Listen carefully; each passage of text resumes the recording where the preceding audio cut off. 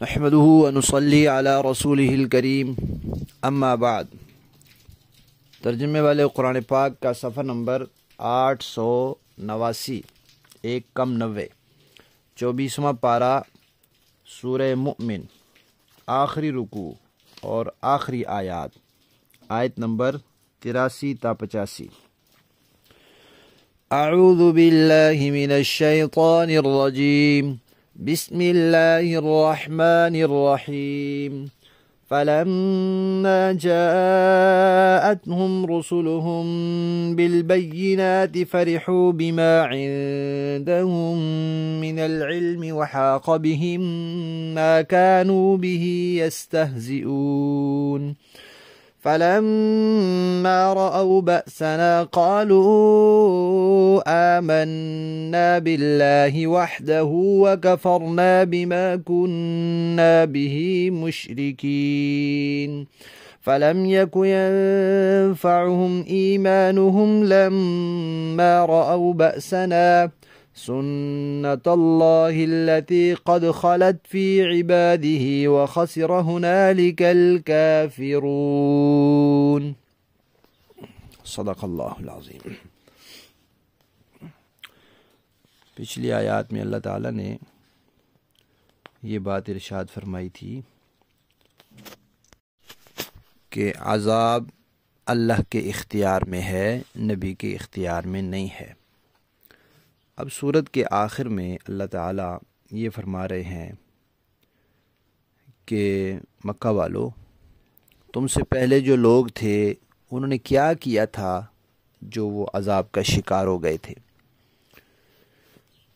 انہوں نے کیا یہ تھا کہ ہم نے ان کے پاس نبی بھیجے، رسول بھیجے، وہ نبی اور رسول واضح نشانیاں لے کر آئے، دلائل لے کر آئے، احکام لے کر آئے، اللہ تعالیٰ کی طرف سے تعلیمات لے کر آئے، تو ان کے پاس علم وحی تھا، علم الہی تھا، اللہ نے جو ان کو علم دیا تھا وہ تھا۔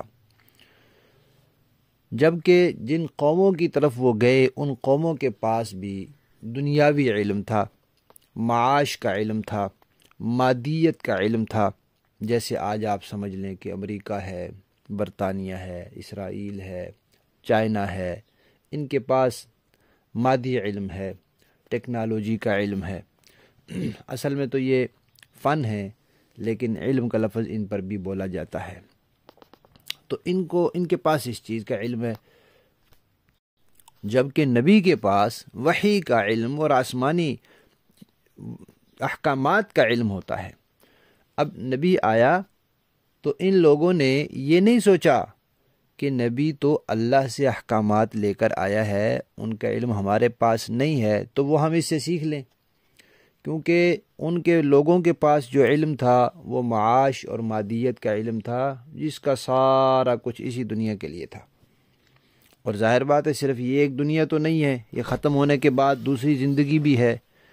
تو چاہیے تو یہ تھا کہ بھئی اس دنیا کی زندگی گزارنے کے لیے، معاش کا انتظام کرنے کے لیے ان کے پاس علم تھا، تو اگلی زندگی کے لیے وہ سوچتے کہ بھئی ہم نبی سے سیکھیں، لیکن انہوں نے یہ نہیں سیکھا اور اسی پر خوش رہے اور اتراتے رہے اور اکڑتے رہے کہ بھئی جو ہمارے پاس ہے بس یہی بہت ہے۔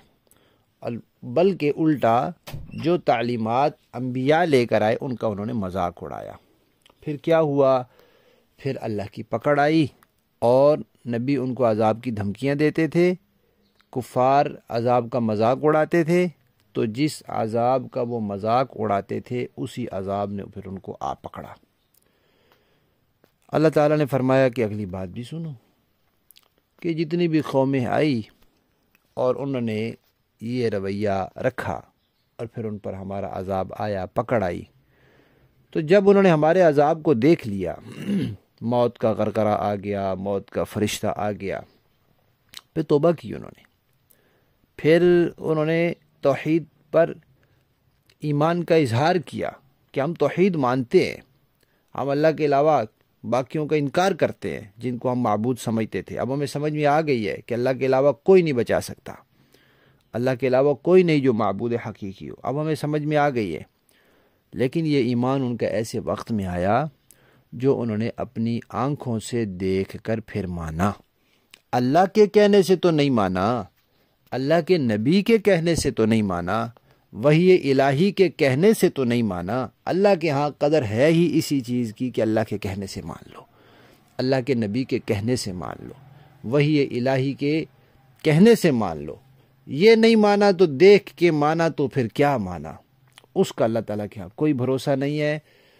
فرعون نے بھی آخر میں کہا تھا آمنت برب موسیٰ و ہارون، کہ میں موسیٰ اور ہارون کے رب پر ایمان لاتا ہوں۔ اللہ نے فرمایا الآن وقد عصیت قبل کن، اب تو ایمان لاتا ہے، اس سے پہلے تو بڑا نافرمان تھا، تو کہتا تھا میں بڑا رب ہوں۔ اللہ تعالیٰ فرما رہے ہیں کہ اس حالت کو کہا جاتا ہے نا نزع کی کیفیت، تو نزع کی کیفیت کا ایمان قبول نہیں ہے۔ جب عذاب دیکھ لیا پھر وہ ایمان لائے تو ان کے ایمان نے ان کو کوئی فائدہ نہیں دیا۔ اللہ تعالیٰ نے فرمایا کہ بھائی یہ اللہ کا دستور ہے، یہ اللہ کا معمول ہے، یہ اللہ کا طریقہ ہے، ایسے ہی ہوتا ہے۔ اور مکہ والو، عرب والو، دستور جو اللہ کا ہوتا ہے وہ سب قوموں کے لیے ایک جیسا ہوتا ہے۔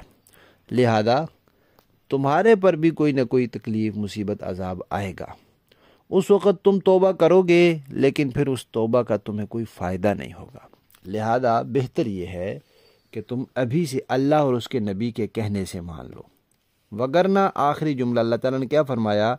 اس وقت پھر کافر بڑے نقصان میں رہے، بڑے ہی نقصان میں رہے۔ پہلے زمانے میں فلسفی قسم کے لوگ ہوتے تھے، آج کل سائنسدان ہوتے ہیں یا اس طرح کے دنیاوی علوم والے ہوتے ہیں۔ حضرت موسیٰ علیہ السلام کے زمانے کے ایک فلسفی کا واقعہ لکھا ہے کہ اس کو کسی نے مشورہ دیا کہ یہاں موسیٰ بن عمران ہیں اور وہ اللہ کے نبی ہیں اور ان کی مجلس میں بڑی علم و حکمت کی باتیں ہوتی ہیں، تو آپ ان سے بھی استفادہ کریں۔ تو وہ کہنے لگا بھائی میں خود عالم ہوں، فاضل ہوں، میرے پاس علم ہے اور میں بڑا مہذب آدمی ہوں، تہذیب یافتہ ہوں، کوئی دیہاتی نہیں ہوں، کوئی جاہل نہیں ہوں، جڑ نہیں ہوں۔ تو نبیوں کی جو تعلیمات ہوتی ہیں وہ جاہلوں کے لیے، جڑ لوگوں کے لیے ہوتی ہیں، بے تہذیب لوگوں کے لیے ہوتی ہیں، ہم جیسوں کے لیے نہیں ہوتی، ہمیں ضرورت نہیں ان کی۔ اسی طرح حضرت عیسیٰ علیہ السلام کے زمانے کے کسی فلسفی کا واقعہ بھی لکھا ہے کہ اس نے امتحان لینے کے لیے عیسیٰ علیہ السلام سے ایک مشکل سوال کیا، اس کے خیال میں بڑا مشکل تھا، تو موسیٰ علیہ السلام نے اس کا جواب دیا، تو وہ حیران ہوا، کہنے لگا کہ اتنے مشکل سوال کا جواب نبی کے علاوہ کوئی نہیں دے سکتا۔ پھر کہتا ہے لیکن نبیوں کی تعلیمات جو ہوتی ہیں وہ جاہل اور عام لوگوں کے لیے ہوتی ہیں، ہم تو خود پڑھے لکھے ہیں، ہمارے لیے نہیں ہے۔ تو یہی جو خناس دل میں بھرا ہوا تھا، دماغ میں بھرا ہوا تھا کہ بھئی جو ہمیں آتا ہے ہمارے لیے وہی کافی ہے، ہمیں نبی سے اور آسمانی علوم سے استفادے کی ضرورت نہیں ہے، یہ تکبر ان کو لے بیٹھا۔ اس موقع پر علماء کرام نے بڑی مثالوں کے ذریعے سمجھایا ہے کہ دنیا والو دیکھو، ایک مثال ہے، ہمارے ہاں برکت اور نحوست کا ایک تصور ہے، سب مانتے ہیں کہ برکت اور نحوست ہوتی ہے، لیکن دنیا کی کسی یونیورسٹی، کسی کالج، کسی جگہ برکت اور نحوست کا کوئی باب اور عنوان ہی نہیں ہے کہ کن چیزوں سے برکت ہوتی ہے اور کن سے نحوست ہوتی ہے۔ کیوں؟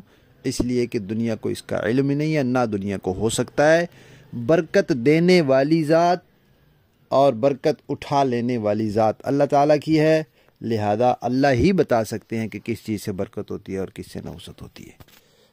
تو جب برکت اور نحوست جیسی ایک عام چیز جس کا ہر کوئی مانتا بھی ہے کہ بڑی برکت ہوگی ہے، جی یار بڑی نحوست ہوئی ہے، ہر کوئی مانتا بھی ہے، اتنی عام چیز جس کو ہر کسی کو جس سے واسطہ ہے، اس میں بھی دنیا وحی الہی سے اور علوم الہی سے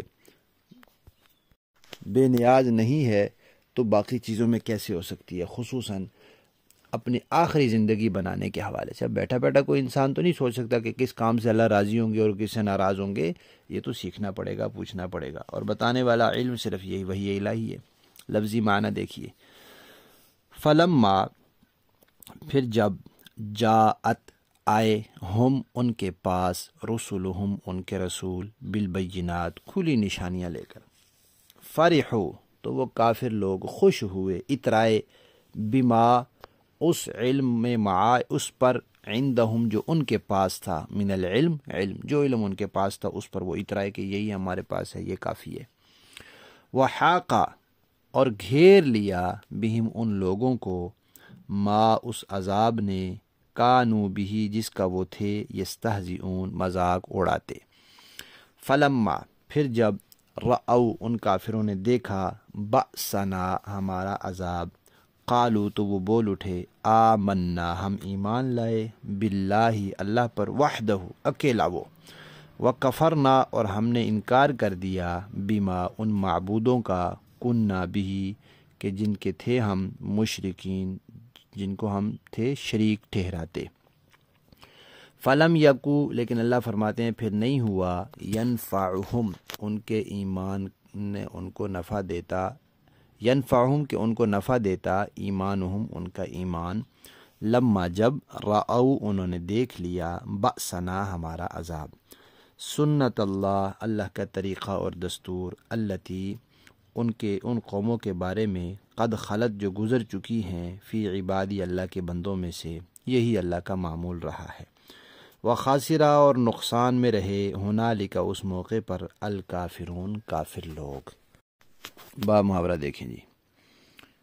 فَلَمَّا جَاءَتْهُمْ رُسُلُهُم بِالْبَيِّنَاتِ فَرِحُوا بِمَا عِندَهُم مِّنَ الْعِلْمِ وَحَاقَ بِهِم مَّا كَانُوا بِهِ يَسْتَهْزِئُونَ۔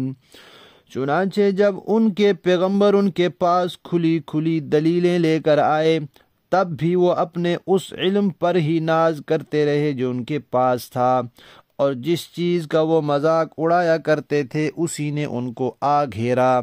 فَلَمَّا رَأَوْا بَأْسَنَا قَالُوا آمَنَّا بِاللَّهِ وَحْدَهُ وَكَفَرْنَا بِمَا كُنَّا بِهِ مُشْرِكِينَ۔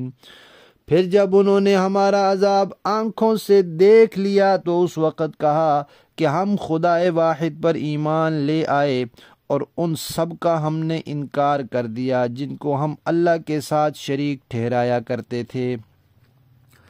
فَلَمْ يَكُ يَنفَعُهُمْ إِيمَانُهُمْ لَمَّا رَأَوْا بَأْسَنَا، لیکن جب ہمارا عذاب انہوں نے دیکھ لیا تھا تو اس کے بعد ان کا ایمان لانا انہیں فائدہ نہیں پہنچا سکتا تھا۔ سنت اللہ التی قد خلت فی عبادہ، خبردار رہو کہ اللہ تعالیٰ کا یہی معمول ہے جو اس کے بندوں میں پہلے سے چلا آتا ہے۔ وَخَسِرَ هُنَالِكَ الْكَافِرُونَ، اور اس موقع پر کافروں نے سخت نقصان اٹھایا۔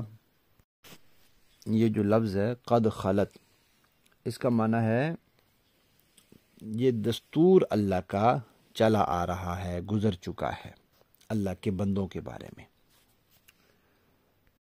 صدق اللہ العظیم۔